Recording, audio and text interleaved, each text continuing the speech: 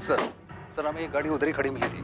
अंदर का नज़ारा बहुत भयानक है, लाशें मिली। करीब 1 घंटे पहले ये गाड़ी यहाँ लोकेट हुई।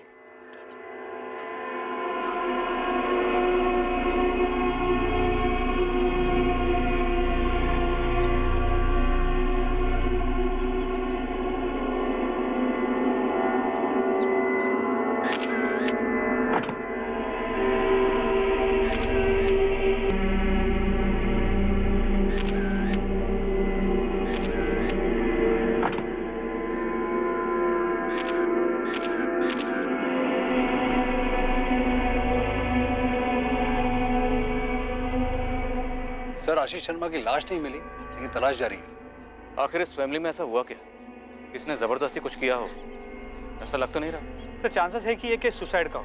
पूरी फैमिली ने एक साथ किया, लेकिन सिर्फ आशीष की बॉडी नहीं। सर मैंने एक टीम भेजी पास की वेतना नदी के लिए, लेकिन सारे देख के तो यही लग रहा है कि पहले सुसाइड करने की कोशिश की गई थी और फिर बाद में हिम्मत टूट गई।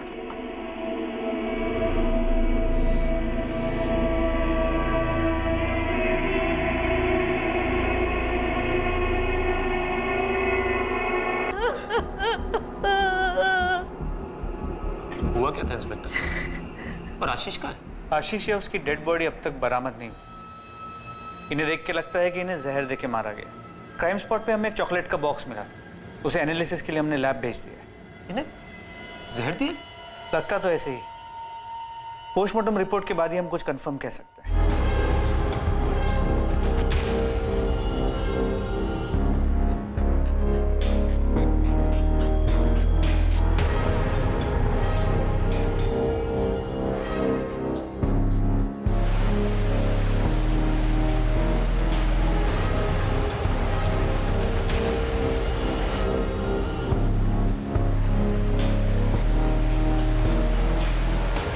पार्टनर साहब हमारी तलाश जारी है।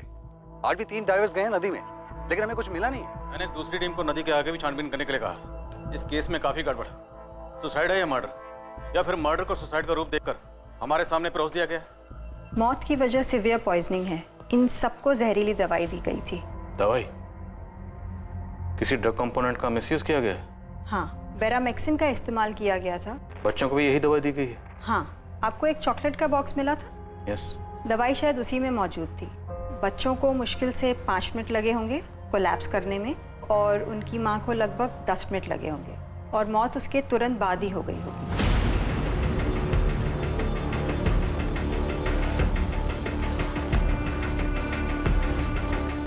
ऑफिसर, आपका अंदाजा बिल्कुल सही है। चॉकलेट्स में बेरामेक्सिन मौजूद है, वो भी काफी ज्यादा क्वांटिटी। ये जो बंदा आशीष शर्मा फर्मा कंपनी में काम करता है, तो पक्का इस ड्रग के बारे में जानता होगा। इनफैक्ट हो सकता है कि इसकी कंपनी इस ड्रग की डिस्ट्रीब्यूटर हो। हाँ सर, हमारी कंपनी बेरामेक्सिन की डिस्ट्रीब्यूटर है। आशीष सेल्स में था और इसके बारे में जानता था। सर यकीन ही नहीं आता कि आशीष इस तरह खुद की और अपने परिवार की जान ले सकता है। आशीष ने अपने बीवी और बच्चों को मारने के बाद खुद सुसाइड किया है या नहीं, ये अब तक क्लियर नहीं है। हमें सिर्फ उसके बीवी और बच्चों की बॉडी मिली। इतना क्लियर है कि उसने वो जहरीले चॉकलेट्स क्राइम सीन पे नहीं खाए, इसलिए या तो आशीष या उसकी डेड बॉडी अब तक मिसिंग है।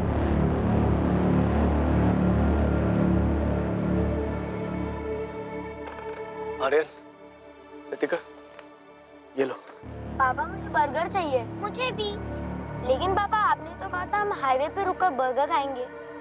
प्लीज पापा मुझे बर्गर ही चाहिए। बेटा उसमें थोड़ा टाइम है, तब तक ये लो चॉकलेट्स खाओ। पापा लेकिन हम यहाँ क्यों रुके हैं? बेटा पापा थोड़ा थक गए हैं, थोड़ा सा बस ब्रेक लिया है ना, थोड़ी देर के बाद चलेंगे। बहुत दूर जाना है ना यहाँ से। ये लो, खाओ।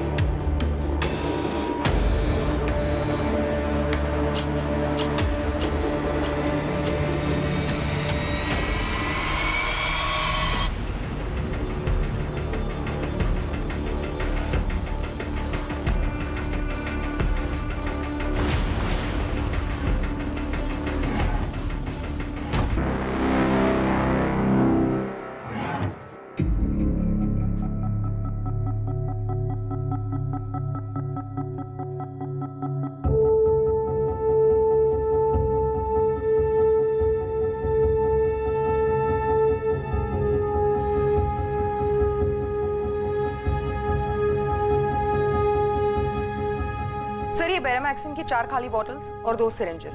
सुसाइड नोट कहीं नहीं मिला, पूरा घर छान मारा। परिवार में, ऑफिस में और आस पड़ोस में किसी को भी इनके घर की असली हालत की खबर नहीं, पर सिचुएशन इस हद तक बिगड़ गई थी कि सुसाइड करने की नौबत आ गई, पर किसी को भनक तक नहीं लगी। इस सुसाइड को पूरी प्लानिंग के साथ अंजाम दिया गया और ये बेरामैक्सिन की खाली शीशियां भी इस बात का सबूत है।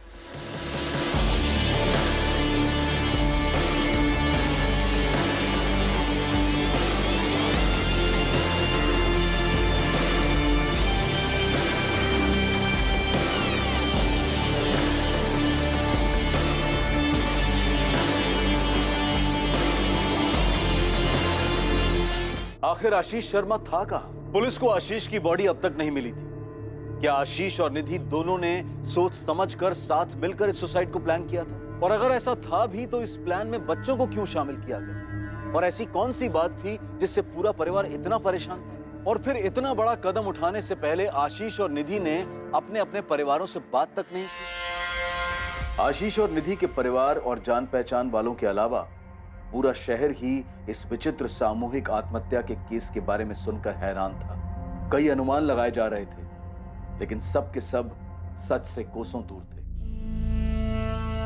3 लाशें मिल गई थी, लेकिन चौथी लाश का कोई नामो निशान नहीं था। इसलिए ऐसा भी हो सकता था कि आशीष शर्मा जिंदा हो और गायब हो। इस भयानक जुर्म को अंजाम देने का कोई ठोस मकसद अब तक सामने नहीं आ पाया था।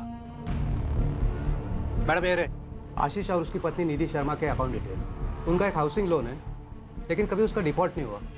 सारी इंस्टॉलमेंट्स टाइम पर आई है। कोई सस्पिशियस ट्रांजैक्शन, कोई खरीदी बिक्री जो गैरकानूनी हो? मैडम, इसकी जानकारी तो मैं नहीं दे पाऊंगा। आपको आशीष शर्मा की कंपनी या उसके सीए से बात करनी चाहिए। हाँ, इस हाउसिंग लोन के अलावा उसके 4 एफडीज, एक म्यूचुअल फंड अकाउंट और एक डीमैट अकाउंट भी है। अगर मुझसे पूछिए तो मुझे नहीं लगता आशीष शर्मा किसी तरह के फाइनेंशियल स्ट्रेस में थे। सर, पिछले 6 महीनों में कंपनी के काम के सिलसिले में आशीष भुवनेश्वर, कोलकाता, लखनऊ और पटना जाते रहे। क्या इन सभी जगहों पे एकोमोडेशन आपकी कंपनी देती? जी हाँ, सारी डिटेल्स हैं हमारे पास। Sir, M N group of hotels. जब भी कोई एम्प्लॉय कंपनी के काम से बाहर जाता है तो यही रुकता है। क्या आशीष पर काम या परफॉर्मेंस का कोई स्ट्रेस था? काम का और परफॉर्मेंस का स्ट्रेस किसके ऊपर नहीं होता? मेरे ऊपर है, विवेक और कंपनी के पूरे स्टाफ के ऊपर है। पर उसके ऊपर अलग से ऐसा कौन सा स्ट्रेस था, ये समझ में नहीं आ रहा। और अगर सर उसको कोई स्ट्रेस था भी, कोई टेंशन थी भी, तो किसी से वो बात करता, किसी को बताता। और सर, आपके कहने पर मैंने हमारे सारे क्लाइंट से बात भी की है, स्पेशली जिनके साथ आशीष डील करता था, लेकिन उनमें से भी किसी ने नोटिस नहीं किया कि आशीष परेशान था। ऐसा भी क्या टेंशन थी, कौन सा स्ट्रेस था जिसके चलते उसने पूरे परिवार को मार दिया, बच्चों तक को नहीं छोड़ा? डिटेल्स को बारीकी से स्टडी किया, कहीं कुछ गड़बड़ नहीं लगता। कोई ऐसा ट्रांजैक्शन ही जो गलत या गैरकानूनी हो। जैसे बैंक मैनेजर ने हमसे कहा था, फैमिली में पैसों को लेकर कोई प्रॉब्लम दिखाई नहीं देती। सर, आशीष की फोटो को कलकत्ता, भुवनेश्वर, पटना और उन सभी जगहों पे भेजा जहां पर वो काम से जाता था, और उन सभी होटल्स में भी जहां पर वो रुकता था। दीपक, मुझे नहीं लगता कि आशीष इनमें से किसी भी जगह जाएगा, अगर वो जिंदा है तो। और अगर ये सुसाइड नहीं, मर्डर है तो, जो कि शायद आशीष ने बहुत सोच समझ के की। मर्डर नहीं लगता, यही तो अजीब बात है। पोस्टमार्टम रिपोर्ट में ये साफ साफ लिखा है कि तीनों बॉडी पर स्ट्रगल मार्क्स नहीं है। निधि, आर्यन, रितिका, तीनों ने चॉकलेट्स खुद खाई थी। सर, अगर हम मान भी लेते हैं कि रितिका और आर्यन को डरा धमका के चॉकलेट्स खिलाई, लेकिन फिर भी निधि का क्या? उसने कोई स्ट्रगल नहीं किया, उसने वो जहर वाली चॉकलेट्स चुपचाप खा ली। कि घर वाले भी कुछ नहीं जानते। कितना अजीब, घर में इतना कुछ हुआ और हर कोई एक ही रट लगा रहा है, किसी को कुछ नहीं पता। सर, होपफुली आशीष हमें जिंदा मिल जाए, क्योंकि अगर उसकी भी डेड बॉडी मिलती तो शायद एक केस हमेशा के लिए अनसुलझा रह जाएगा और मकसद कभी सामने ही नहीं आएगा।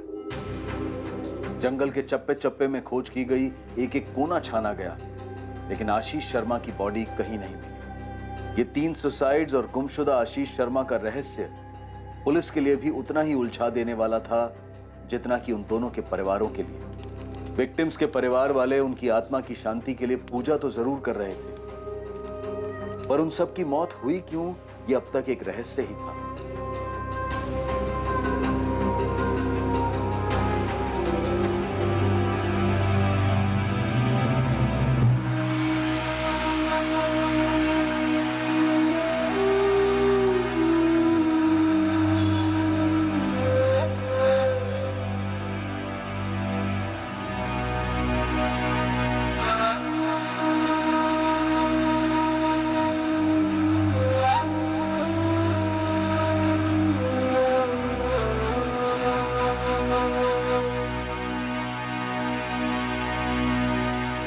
आशीष शर्मा जिंदा था और दर दर भटक रहा था, दिशाहीन और निर्जीव।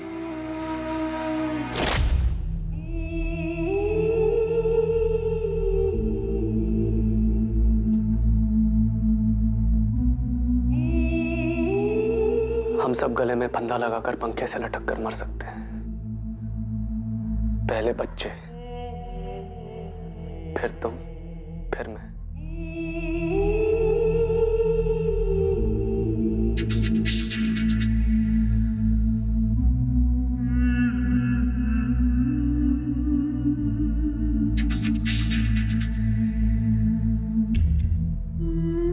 दीदी,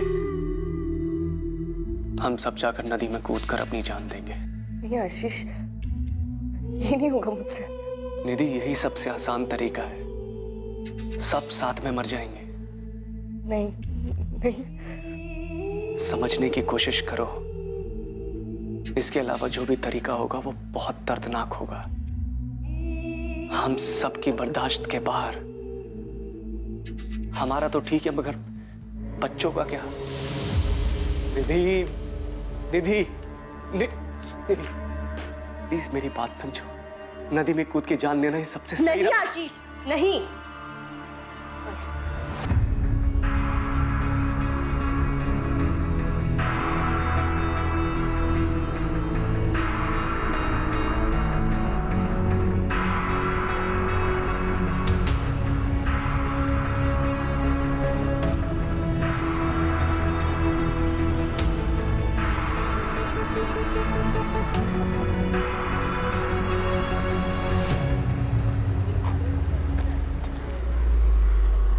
पुलिस पूरी जद्दोजहद के साथ आशीष को आसपास के सभी शहरों में ढूंढ रही थी, लेकिन आशीष इसी शहर मुंबई में भटक रहा था और अब तक पुलिस की नजर में नहीं आया। एक रेप्यूटेड फार्मा कंपनी का एफिशिएंट एम्प्लॉय आशीष शर्मा लोगों के दिए गए दान, भिक्षा पर जी रहा था। शायद उसने जो किया था उसके लिए वो खुद को दोषी मान रहा था। शायद उसे अपने किए पर पछतावा हो रहा था। इन भयानक आत्महत्याओं के पीछे का कारण और मकसद, और वो एक आदमी जिसकी वजह से ये सब हुआ, और इस सब के पीछे का सच अब सामने आने वाला था। और इस सच को सामने लाने वाला कोई और नहीं, खुद आशीष शर्मा था, जो शायद दर दर भटक कर अब थक चुका था, अपने गुनाहों का प्रायश्चित करना चाहता था।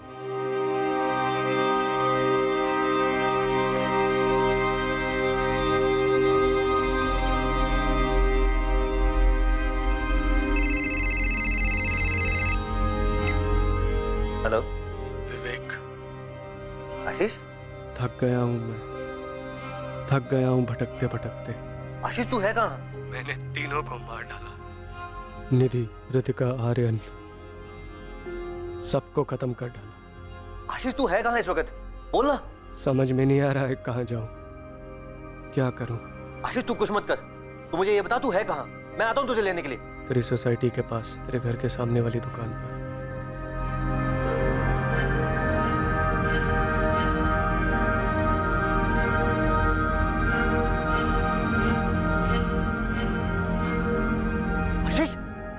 ये तूने क्या कर दिया?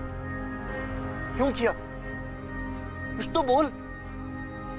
और ये क्या हो गया तुझे? माँ, अभी अभी फोन आया कि आशीष मिल गया। क्या? उसने कुछ कहा?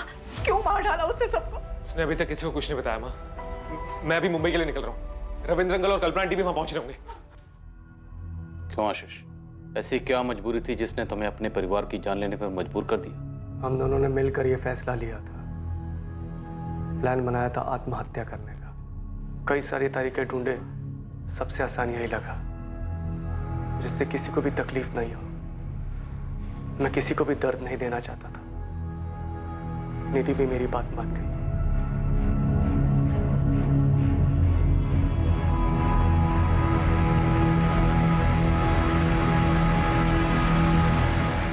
तुम दोनों ने प्लान किया था सुसाइड का, आखिर क्यों?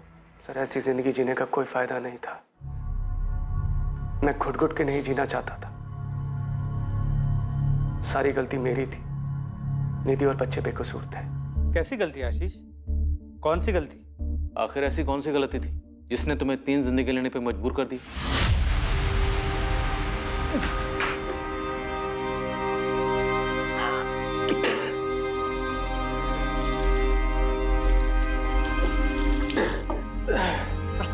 आशीष आराम से बैठो।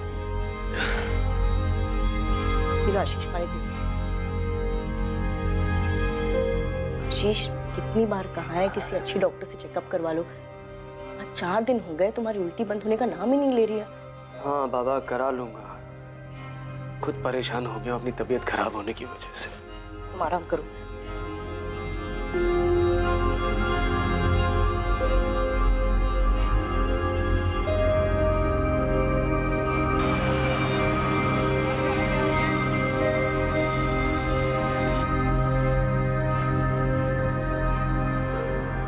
आशीष शर्मा जी।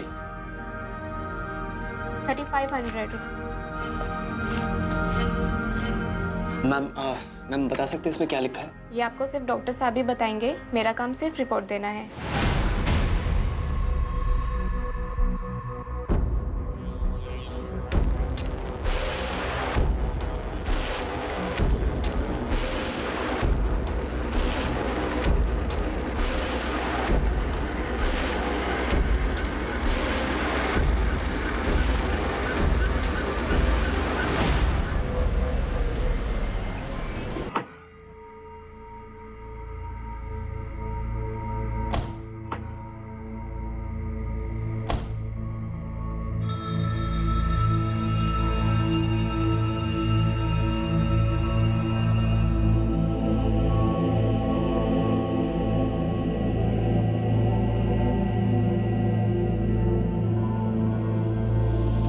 आशीष, तुमने अब तक कपड़े नहीं बदले? जल्दी से कपड़े बदल लो, खाना तैयार है। मैं तब तक ऋतिका और आर्यन को खिला देती हूँ।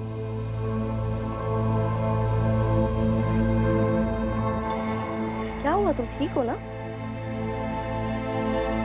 आशीष, क्या हुआ, कुछ बोलोगे? कुछ बताना है तुम्हें। मुझे लगा पटना की रिपोर्ट गलत आई होगी, मगर दोनों जगह के रिजल्ट एक ही है। निधि, हम HIV पॉजिटिव। आशीष, लेकिन ऐसा कैसे हो सकता है? ऐसे कोई HIV पॉजिटिव तो नहीं।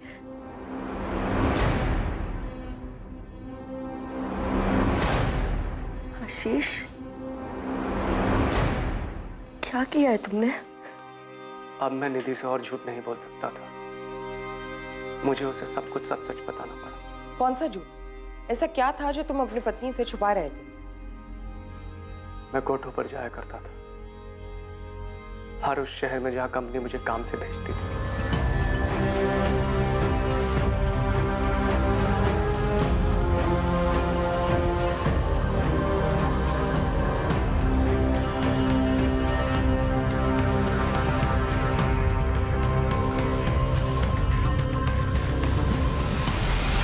कुछ दिनों से, बल्कि कुछ महीनों से मुझे बड़ा अजीब सा लग रहा था। लगातार तबीयत खराब रहती थी, भूख नहीं लगती थी, बहुत कमजोर हो गया था। मैंने पहले भी टेस्ट करवाए थे, लेकिन निधि को बताने की कभी हिम्मत नहीं हुई। उसे क्या बताता, खुद मुझे यकीन नहीं हो रहा था। फिर क्रॉस चेक करने के लिए मैंने कोलकाता में फिर से सारे टेस्ट करवाए। जो हो चुका था मैं उसे बदल नहीं सकता था, लेकिन मुझे डर था कि मेरी गलती की वजह से कहीं निधि भी तो इस बीमारी की शिकार नहीं बन गई है। निधि इस बात से बहुत नाराज थी, परेशान थी, टूट चुकी थी, लेकिन हमारे हालात उससे भी ज्यादा भयानक थे। मेरे साथ साथ अब वो भी घुट रही थी। आखिरकार मुझे निधि को समझाना पड़ा कि इस बीमारी के चलते हमारी जिंदगी का अंत दर्दनाक ही होगा और हमारे बाद हमारे बच्चे बिखर जाएंगे, अकेले रह जाएंगे। लगभग 2 महीने तक इस समस्या के बारे में बात करने के बाद निधि और मैंने ये तय किया कि ऐसी दुख और तड़प भरी जिंदगी जीने से बेहतर मर जाना होगा। निधि, हम हमारी फैमिली और बाहर समाज के लोगों को कैसे मुंह दिखाएंगे? इस बीमारी के नाम पर ही लोग घिन से देखते हैं। और आर्यन और रितिका, उनका क्या? हमारे जाने के बाद क्या हाल होगा उनका? उनके माँ बाप की बीमारी का कारण जानने के बाद लोग उन्हें कभी चैन से जीने नहीं देंगे। सबसे बचने का सिर्फ एक तरीका है, हमें खुद को खत्म करना होगा। हमने मरने के कई तरीके ढूंढने की कोशिश की, फिर ये तरीका सामने आया। मैं एक आदमी को जानता था जिसके पास उसका स्टॉक था। मैंने उसे झूठ बोल दिया कि हॉस्पिटल में इमरजेंसी में इसकी जरूरत है, और उसने वो बॉटल्स मुझे दे दी। तुम सबके मारने का प्लान था, पूरे परिवार का? जी। तुम कैसे बच गए? बीमारी तो तुम्हें ही थी ना? मैं डर गया था सर, हिम्मत हार गया था मैं।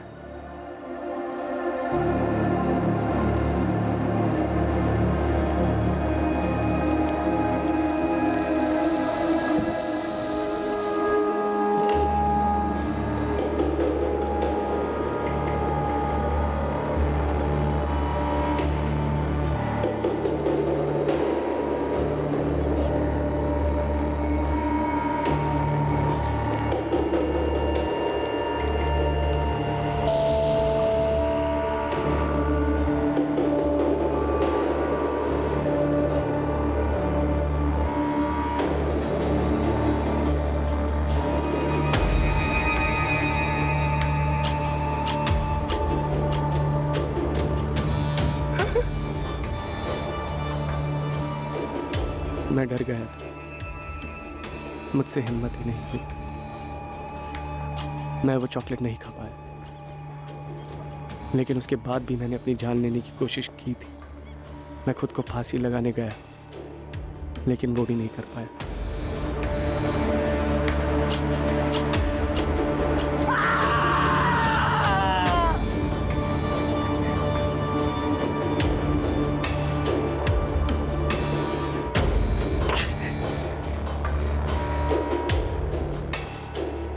उसके बाद मैं कई दिनों तक यूं ही भटकता रहा। कई बार खुद को मारने की कोशिश भी की, मगर कभी हिम्मत नहीं। सर, मैं गुनहगार हूं अपनी बीवी का, अपने बच्चों का। मैंने बहुत बेरहमी से उन्हें मरते हुए देखा है, सब मेरी वजह से। तो तुम्हारे HIV पॉजिटिव होने की रिपोर्ट कहाँ है? तुम्हारे घर की तलाशी में तो हमें ऐसी कोई रिपोर्ट नहीं मिली, और ना ही घटनास्थल पर तुम्हारी गाड़ी में कोई ऐसी रिपोर्ट मिली। वो रिपोर्ट्स मैंने जला दी थी। और निधि की रिपोर्ट्स वो कहाँ है? मैंने निधि का टेस्ट नहीं करवाया था। तुमने निधि के टेस्ट कभी करवाए नहीं? तो उसे भी होगा। और बच्चे, उनका क्या? उन्हें क्यों मार डाला? बच्चे बेकसूर थे सर, उन्हें तो पता भी नहीं था कि हमने क्या प्लान किया। लेकिन हमारे जाने के बाद कौन संभालता उनको? मैं और निधि उन्हें अनाथ बनाकर नहीं जाना चाहते थे।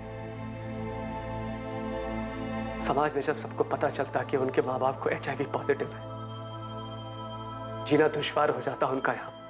तुमने निधि के टेस्ट नहीं करवाए, बच्चों का कोई लेना देना नहीं था इन सब, और तुमने उन सब की जिंदगी खत्म करने का फैसला ले लिया।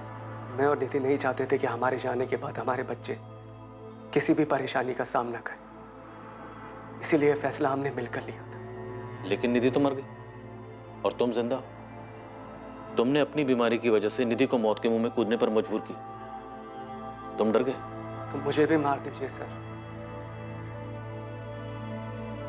मेरी वजह से मेरी बीवी, मेरे बच्चे सब चले गए। मुझे भी जीने का हक नहीं है सर। मार दीजिए सर, मुझे भी मार दीजिए सर। क्या बकवास कर रहा है आदमी? सर, मुझे इसकी बात पे बिल्कुल भी यकीन नहीं। सर, कुछ और ही हुआ है। कुछ और हुआ तो हम उसे ढूंढ निकालेंगे, ये हमारे लिए भी जानना जरूरी है। पर सर, ऐसा कैसे हो सकता है? सर, निधि के साथ इतनी बड़ी बात हो गई और उसने हमें कुछ भी ना बताया हो। और सर, रिपोर्ट्स कहाँ हैं जिसमें लिखा है कि निधि HIV पॉजिटिव थी? और आशीष की रिपोर्ट्स कहाँ हैं? सर, मैं कह रहा हूँ बात कुछ और ही है। रविंद्र जी, वही कुछ हम भी पता करने की कोशिश कर रहे हैं। हमने आपके बेटे को टेस्ट के लिए भेजा। उसका कहना है कि उसने अपनी टेस्ट रिपोर्ट जला दी और निधि के टेस्ट कभी करवाए नहीं गए। फिलहाल उसने इतना ही कहा। सर, झूठ बोल रहा है आदमी। सर, वो हत्यारा है। सर, उसने बच्चों को और निधि को मार डाला। सर, उसने प्लान ही बनाया था निधि को और बच्चों को मारने का। उसका सर खुद मरने का कभी प्लान था ही नहीं, इसलिए बाहर अकेला जिंदा घूम रहा है। सर, हम आशीष की टेस्ट की रिपोर्ट का इंतजार कर रहे हैं। चार्जेस उसके बाद ही फाइल होंगे। आशीष को टेस्ट के लिए भेजा गया ताकि उसकी सच्चाई का पता लगाया जा सके। या तो ये आशीष शर्मा झूठ बोल रहा है या तो फिर इसे गलत रिपोर्ट्स दी गई होंगी उन दोनों जगहों से जहां से भी इसने टेस्ट करवाए। He is not HIV positive. Sir मुझे तो लगता है कि ये आशीष शर्मा झूठ बोल रहा है। मेरी सलाह तो यही है कि 2-3 लैब्स में और इसकी जांच होनी चाहिए। क्या निधि के ब्लड सैंपल से ऐसी कोई बात सामने? नहीं, बिल्कुल नहीं। और अगर ऐसा कुछ होता तो मैं खुद ही बता देती। निधि HIV पॉजिटिव नहीं थी। सर अब तो रिपोर्ट्स भी सामने आ गई और ये साफ हो गया कि ये बंदा सफेद झूठ बोल रहा है। ये पूरी इसकी प्लानिंग। बीवी को कॉन्फिडेंस में लेके बीवी और बच्चों को मार दिया और प्लान भी ऐसा बनाया कि सांप भी मर जाए और लाठी भी ना टूटे। लेकिन किस लिए? मकसद क्या था?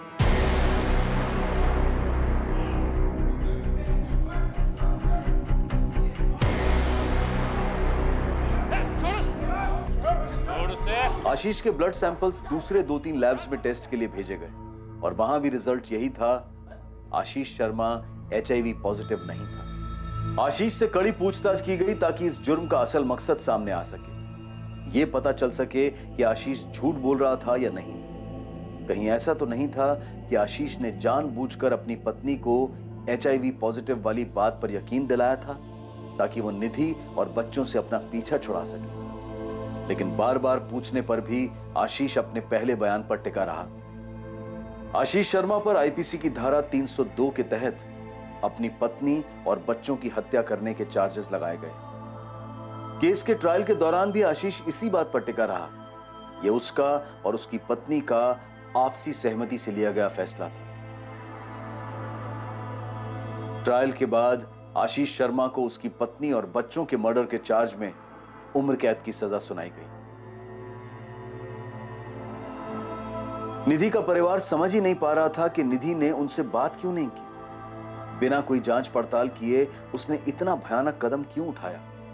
आशीष के माता पिता भी अब तक इस बात को समझ नहीं पा रहे हैं कि आशीष ने ऐसे कैसे इतने बड़े जुर्म को अंजाम दे दिया जबकि उसके पीछे का कारण बेमतलब था। आशीष ने अपनी पत्नी और बच्चों के साथ आखिर ऐसा क्यों किया? आशीष शर्मा की इस कहानी में सिर्फ उसका अपराध बोध सामने आया था। इसके अलावा इस घटना का कोई जस्टिफिकेशन नहीं था। जिन 2 लैब्स में उसने पहले टेस्ट करवाए थे शायद वहीं से उसे सच में गलत रिपोर्ट्स दिए गए थे, लेकिन इस बात का भी कोई सबूत नहीं मिल पाया। आशीष को उन दोनों शहरों में ले जाया गया जहां उसने ये जांच करवाई थी, लेकिन आशीष को ना तो डायग्नोस्टिक सेंटर्स के नाम याद थे और ना ही उनकी लोकेशन, और ना ही किसी लैब में पुलिस को आशीष के नाम के ब्लड रिपोर्ट के रिकॉर्ड्स मिले। क्या आशीष झूठ बोल रहा था या इस सब के पीछे कोई और मकसद था? इस पूरे केस को बहुत ही बारीकी से स्कैन किया गया, लेकिन ना तो आशीष का कोई लव अफेयर और ना ही उसके अतीत की कोई प्रेम कहानी सामने आई जो इस खतरनाक और दुखद अंत के पीछे का मकसद हो सकता था। एक आदमी अपनी बीमारी को लेकर बेफजूल के डर की वजह से अपने ही परिवार को तबाह कर बैठा। पछतावा और सिर्फ पछतावा। बदकिस्मती से ना तो हम गुजरे हुए समय को वापस ला सकते हैं और ना ही उठाए गए कदम को वापस मोड़ सकते हैं। आशीष ने जो सड़क ली थी उसका कोई यू टर्न नहीं था। समझदारी इसी बात में होती कि आशीष सेकंड ओपिनियन लेता, अपने करीबी रिश्तेदारों से बात करता। ऐसे नाजुक हालात में आपके अपने ही आपको सहारा दे सकते हैं, ऐसा भयानक कदम उठाने से रोक सकते हैं। अगर आशीष ने भी समझदारी दिखाई होती तो वो 3 मासूम जानें बच सकती थी। अब मैं अनूप सोनी आपसे विदा लेता हूं, फिर मुलाकात होगी एक और नए केस के साथ। और याद रखें, क्राइम और आपके बीच में सिर्फ इतना फर्क है कि आप कितने सतर्क हैं। सतर्क रहें, सुरक्षित